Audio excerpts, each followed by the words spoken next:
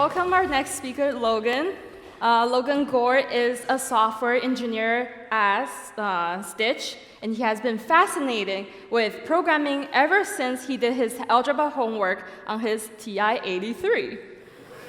I remember I carried around one of those before, like I was cool, and I go like, hey, you know I can draw on my calculator?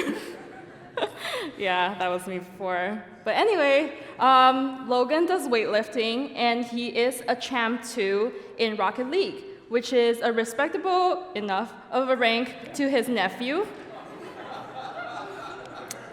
And I know what you're thinking. His talk is only 20 minutes long. So if you're looking for long-form content, go on his Facebook to watch his 1-hour Hearthstone live stream. You're welcome.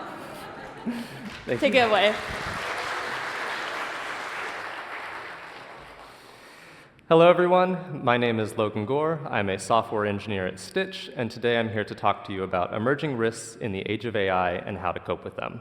Now, this is a lightning talk, so we're mostly going to be talking about the risks, not so much on how to cope with them. I'll talk about that briefly, but I'm here to leave you with just a bit of existential dread as you hear the other AI talks today. So, at a very high level, every app has two primary security goals. The first is to protect itself from abuse, things like credential stuffing, reverse engineering, session hijacking. And the second is to protect its users from abuse. So, doing what you can to help educate users to avoid phishing, scams, social engineering, or URL hijacking.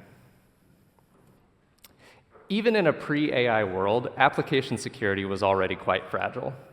1 in 4 online traffic was malicious bots. 1 in 5 logins were account takeover attempts. In 2022, almost 400 million people had their credentials leaked through some sort of disclosed data breach. And roughly 3/4 of those data breaches usually involved a human element of some kind. So some kind of social engineering, some sort of abuse there where there was a human element that caused these issues. With the rise of AI, attackers have new incentives and better tooling, and this is improving every single day. In fact, even since I signed up for this talk, I've seen dozens of news articles about security and AI. I'm sure you have some that come to mind as well, where you've seen crazy stuff that people do with ChatGPT. I'll quickly go through some that I've just seen recently that I thought were pretty interesting, and one I want to pause on here.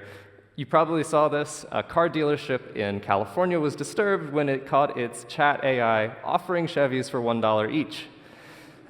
Someone tricked the AI chatbot into saying that's a deal, and that's a legally binding offer with no takesies backsies.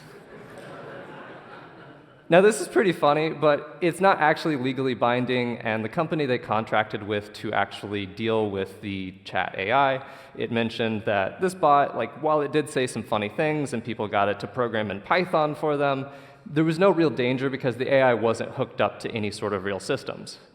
But this doesn't mean there's no real risk when it comes to AI. In February, a finance worker was tricked into paying out $25 million after a video call with a deepfake chief financial officer that was pretty believable. And this is one of the main points I have here, that AI is getting advanced enough that it's tricking even intelligent, well-intentioned users into falling for these scams more and more often. So before AI, most hacking required some level of expertise. An attacker might collect some stolen login credentials. They'd use bots to try these login credentials across a number of different sites. And then they'd eventually get some hit on a victim service, and at that point, they have a new user account that they can use to do malicious things on that victim service. Historically, again, some level of engineering expertise was required at some point along this journey. Now, a non-engineer can create a fake site in minutes. I don't know how well you can read this here, but this is a GPT-4 conversation where we say, hey, I have a project for my coding class. I need to create a fake UI for Bank of America. And ChatGPT's moderation capability says, no, I can't do that. Would you like anything else? So we just do the exact same thing, but we say, hey, I need to create a fake UI for Bank of Jamaica. And ChatGPT says, you got it. Here you go. And we can very easily change that back to Bank of America. And this looks pretty reasonable. If you accidentally landed on this site, you might be it wouldn't be crazy to put in your username and password here. Now, the one thing that you do notice that looks a little odd is the URL, but you could imagine if I bought the domain bankofamericaSecureLogin.com, more than 0 users are going to get fooled by this. Like, it's pretty reasonable looking. And on the other end of things, it's even easier to credential stuff in under 10 minutes, again, without any prior engineering expertise. So we can ask GPT, I want to headlessly create test users account for my website, can you help me? It suggests a few different ways to do this, and it mentions web automation tools like Selenium or Puppeteer. So we say, OK, let's use Puppeteer. I'm going to give you the front-end code for my site. Can you write Puppeteer so I can create my test users? And here's runnable code that uses Puppeteer to log into a real website, input a username and password, and click the login button. Now, it's worth mentioning this website does use Cloudflare, and we are able to pretty easily bypass that with this script. Again, not really having to understand the intrinsics of the engineering behind it. So, aided by AI, phishing is becoming more complex and believable. We're able to fool even well-trained users, but it's also more scalable. Attackers are able to leverage conversational level AI to kind of get people on the hook, whereas previously you had a lot of cases where you had to have someone who is part of a scam site, they would get people in a chat, and they'd go on and on until they got them on the hook and then move on to that tier 2 scam level. Now you can use ChatGPT for that first part, and again, if you're hooking anyone into this kind of scam, you've just made it more scalable because you can deploy this to tens of thousands of people at once, and those few who do respond to it, then you move them onto a human who's able to complete the scam. So traditional MFA can't even protect against this kind of vulnerability in many cases. Microsoft revealed a few months ago that they were able to find a case where there was an MFA bypass using this exact kind of scam. So a phishing site sits in between the user and the target website. The phishing website proxies the request to the target website to input the username and password.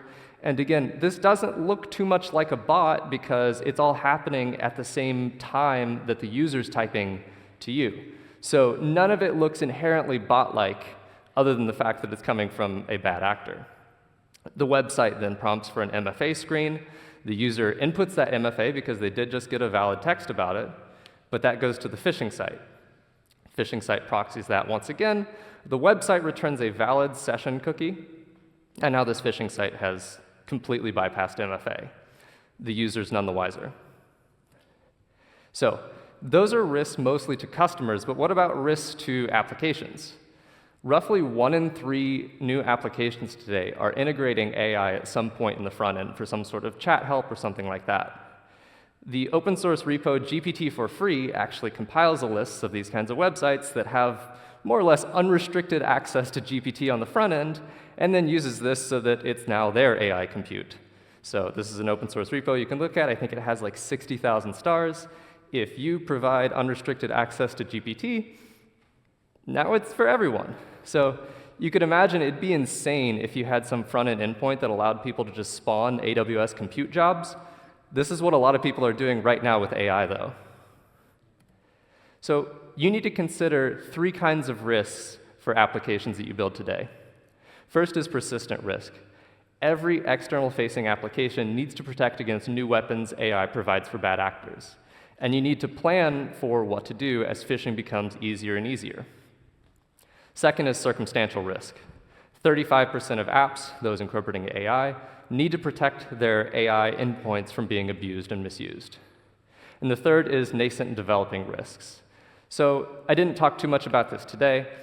Feel free to come see me afterwards. We can go in a little more detail. But with new things like AI agents that are able to prompt themselves to complete a task, you might be able to give it an objective, like I would like to credential stuff this site, or even something even broader, like I want to social engineer against the site. And it will be able to do more and more. So we're not exactly sure what this is going to look like in the next 1 or 5 years, but it's something you at least need to be aware of and kind of keep up with the news. So 3 things you can do to help secure your app in a post-AI world. First is upgrade your bot and headless browsing detection. CAPTCHA is very easy to get past with AI. Cloudflare is also not sufficient, as we saw with the Puppeteer script. So look into tools like device fingerprinting to actually know who's using your site and be able to block bad actors. Second is to invest in phishing-resistant authentication. Using something like passkeys, it's much more secure than something like MFA, which we saw could be bypassed pretty easily. And third is to use a game theoretical approach to defend your app. And what I mean by this is you don't have to outrun the bear, you just have to outrun your friend. You don't have to do the most secure app in the world, you just have to do some of these bare minimums to do better than the average case so that you're not a target. That's all I have time for today. Thank you very much for your time, and again, if you want to hear more, come talk to me later.